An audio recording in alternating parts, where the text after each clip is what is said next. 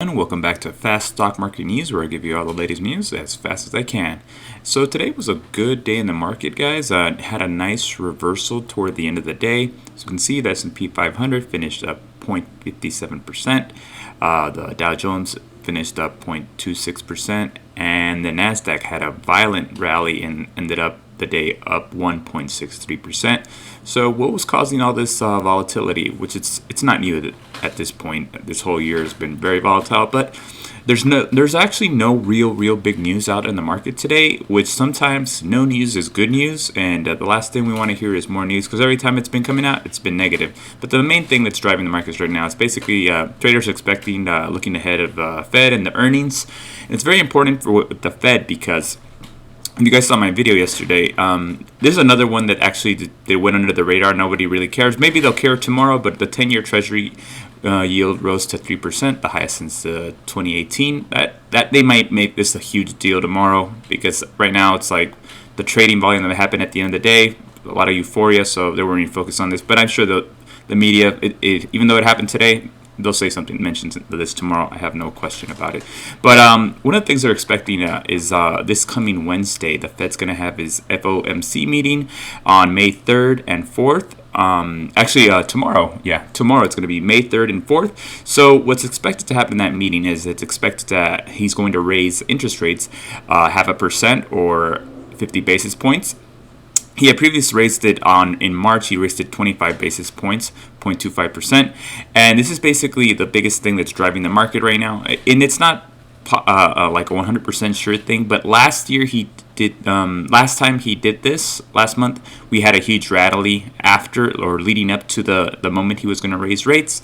So it's something that people are considering it might happen right now. But as you can see right now, the market's been absolutely beaten and battered.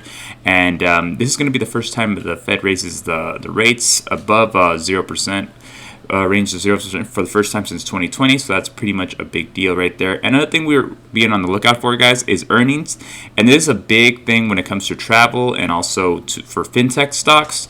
Airbnb, Uber, and Lyft, big ones when it comes to the travel and leisure section. Hotels will pop if Airbnb has a good quarter, as well as like possibly airlines if Uber and Lyft have good quarters as well. If they report good earnings, expect a lot of green days for the travel stocks. And as far as fintech goes, fintech has absolutely been destroyed. Fintech names such as PayPal, Square, SOFI, they've been absolutely battered. And Square is reporting earnings this week as well. A lot of uncertainty right now in the markets, and a lot of people don't know if this rally can continue, and why would it, because it's been a very volatile market throughout the year.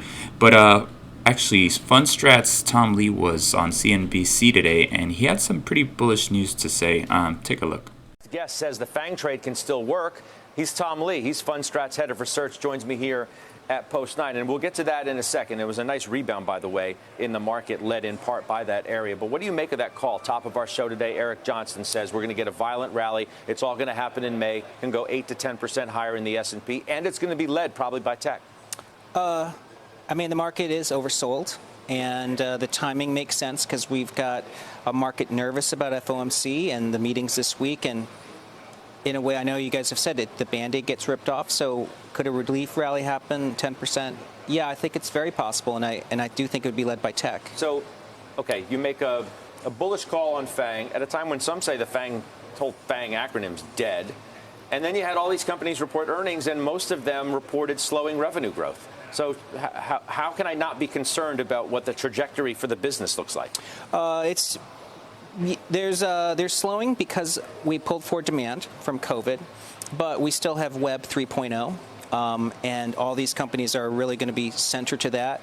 And then we have a labor shortage globally, and the only way to cure shortages of labor is tech spend, and FANG are really the centerpiece of productivity. So I think that the top line will surprise people for the next few years, and again, above GDP. Guys, that's what's pretty much driving the markets today. Just be on the lookout for tomorrow, Jerome Powell and the FOMC meeting that's happening. It's going to be happening the 3rd and the 4th of May. So that'll be it for me. Thanks again.